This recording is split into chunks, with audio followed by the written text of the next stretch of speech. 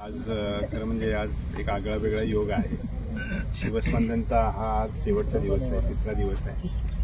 आणि गेले 2 वर्ष ज्या गोष्टीची चर्चा सुरू होती पण ते वास्तवात आणायला थोडा वेळ आपल्याला काही अडचणी होत्या.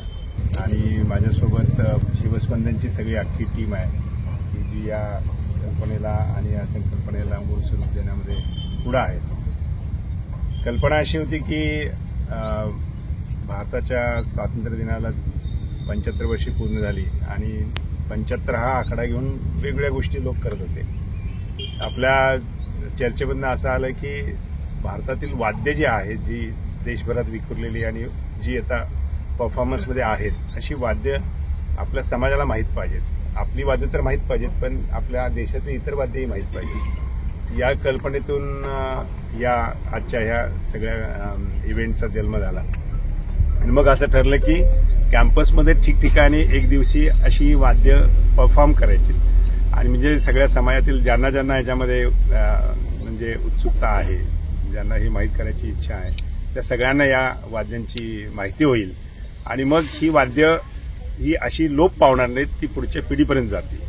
म्हणजे ते माहीत करून घेणं, त्याचं संवर्धन करणं आणि ते पुढच्या पिढीकडे सोपवणं, या तिन्ही गोष्टी या इव्हेंटमधनं करणं हा त्यातला उद्देश होता.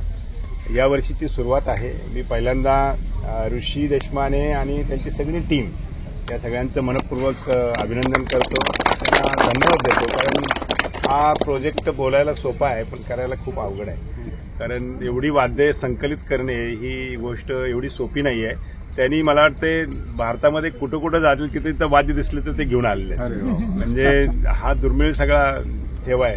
त्यामुळं त्याचं महत्त्व तुमच्या लक्षात आलं असेल. आणि ऋषीचं वैशिष्ट्य असं आहे की 75चा कुठलंही वाद्य त्याच्या हातात द्यायचं आणि त्याला सांगायचं, तो रिदम लगेच पकडतो आणि ते चालू करतो. वाद्याची माहिती आणि त्याचे एक्झिबिशन या दोन्ही कला त्यांच्याकडे आहेत. कोल्हापूरमध्ये जे हिरे आहेत त्यातला एक हिरा आहे असं मला हरकत नाही आहे. आणि तो हिरा विद्यापीठाशी जोडले गेलेला आहे, याचा आम्हाला आनंद आहे. दुसरी गोष्ट अशी की यावर्षी पहिलं वर्ष असल्यामुळं आता आपण थोडं चाचपडत या इव्हेंटकडे गेलो असं मला हरकत नाही. तर पुढच्या वर्षीपासून हे इन्स्टिट्यूशनलाइज व्हावं, म्हणजे वन्स फॉर ऑल झालं आणि संपला इव्हेंट असं न होता वर्षातून एक वेळा ही गोष्ट व्हावीच. म्हणजे कोण खुर्चीत आहे, कोण कुठल्या पदावर आहे असंपेक्षा शिवाजी विद्यापीठाचं एक त्यांच्या कॅलेंडरमधलं एक इव्हेंट असा असेल की 75 वाद्य, मग 75 मध्ये वाढ झाली दिवसात चालेल, कायमस्वरूपी राहावं. त्याच्यामध्ये त्याची माहिती असावी. आम्ही आता येताना चर्चा करत होतो त्यावेळेला एखादी जर डॉक्युमेंटरी आपल्याला करता आली, या 75 वाद्यांची माहिती आणि त्याचा एक 30 सेकंदाचा 1 मिनिटाचा असा परफॉर्मन्स. आणि मग जर तुम्ही 4 भाग केले असेल तर साऊथ, नॉर्थ, वेस्ट आणि हे या ईस्ट वेस्ट असा जर झोन करून जर आपण देता आलं तर that would be really wonderful. तर अशा पद्धतीने हे पुढे जावं अशी मी अपेक्षा व्यक्त करतो. म्हणजे देत आलेलं आहे आणि ते देत राहील. हा सगळा वारसा पुढे चालू राहावा. तर सगळ्या टीमचं मी मनपूर्वक अभिनंदन करतो, कौतुक करतो. आणि हा इव्हेंट दिवसेंदिवस असाच बहरला जावा अशी अपेक्षा व्यक्त करतो आणि थांबतो. नमस्कार.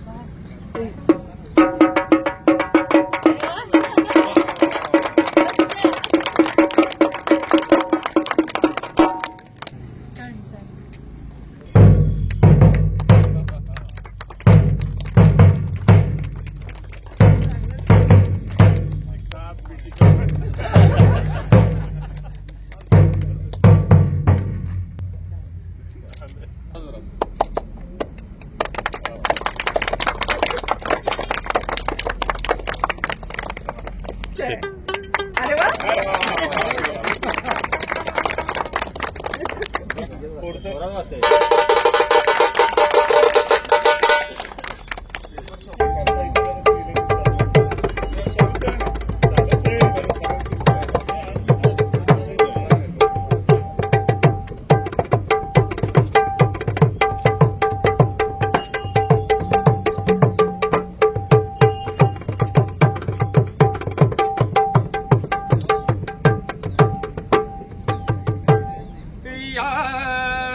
तरंगानी गनुमा हो गवरीचे हरती तरंगानी गनुमा हो गवरीचे हरती तरंग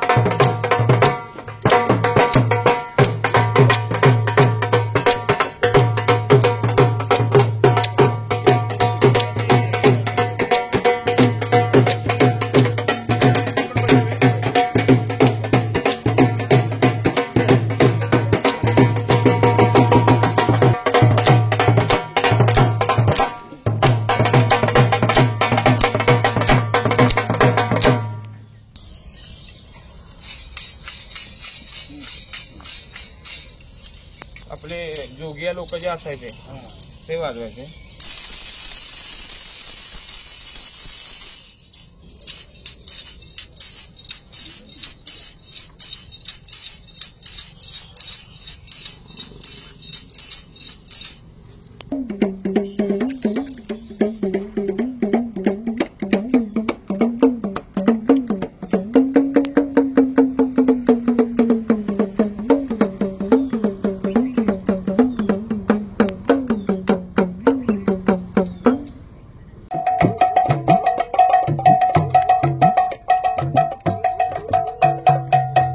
हा तिबेटियन बाऊल आहे, तुम्ही याला मेडिटेशन साठी वापरता.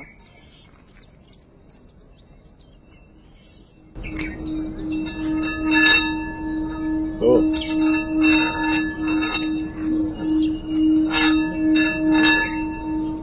त्या तांब्याच्या ज्या तिथे हे लोक खाण्यासाठी रोजच्या वापरात याचा वापर करतात, म्हणजे तिथे भांडी म्हणून मणिपूरमध्ये याचा वापर केला जातो आणि तिबेटमध्ये याचा तुम्हाला म्हणजे शांतीसाठी किंवा ह्याच्यासाठी तुम्ही याचा हे करता. त्याच्यानंतर तुम्ही सांगितलं तसं हे खमक आहे.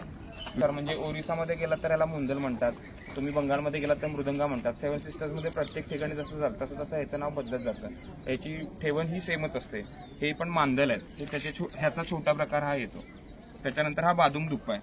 हा पूर्ण बांबूपासून बनवला आहे आणि हा आसाममध्ये एक गाव आहे बारानवापारा म्हणून, तर तिथं हा तुम्हाला पाहायला मिळतो. आणि ह्याची खासियत अशी की या वाद्याच्या नावावरून त्यांनी त्यांच्या गावाला नाव दिलंय बादुंग दुप्पा म्हणून, कारण ते गाव पुढे यावं यासाठी. त्यामुळे त्यांनी ह्या इन्स्ट्रुमेंटचं नाव त्यांनी बादुंग दुप्पा म्हणून, राभा कम्युनिटी आहे आसामची, ते हे वाद्य वाजवतात आणि त्यांच्या गावाच्या नावावरून याला ओळख मिळते.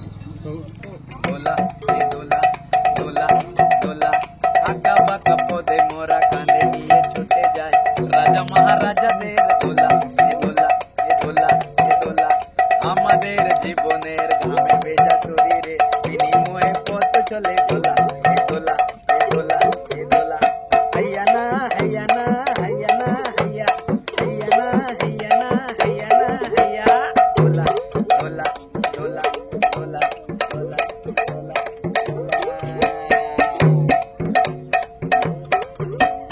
ডোলার ভিতরে ঝালমেল করে যে সুন্দর পোশাকের সাজ আর ফিরে ফিরে দেখি তাই ঝিকিমিকি করে যে মাথায় রেশমের তাজ আয় মোর ঝেলিতে উলঙ্গ শরীরে একটু জমানাই কোলা তু চোখের জয়নে মনটাকে বেঁধে যে বুবু বুবু বয়ে যায় দোলা দোলা দোলা দোলা এ হিয়া না হিয়া না হিয়া না হিয়া हैया ना हैया ना हैया ना हैया डोला डोला डोला डोला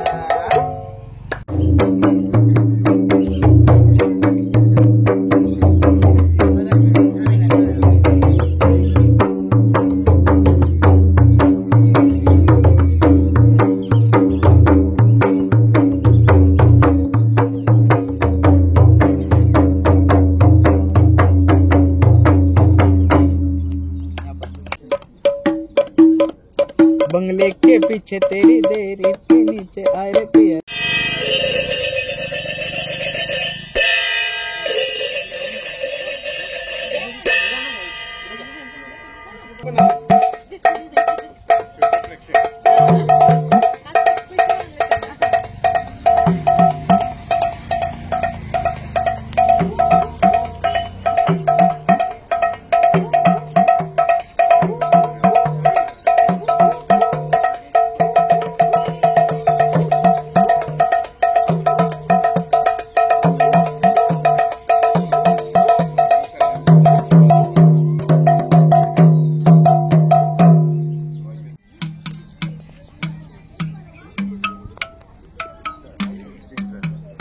हा त्याच्या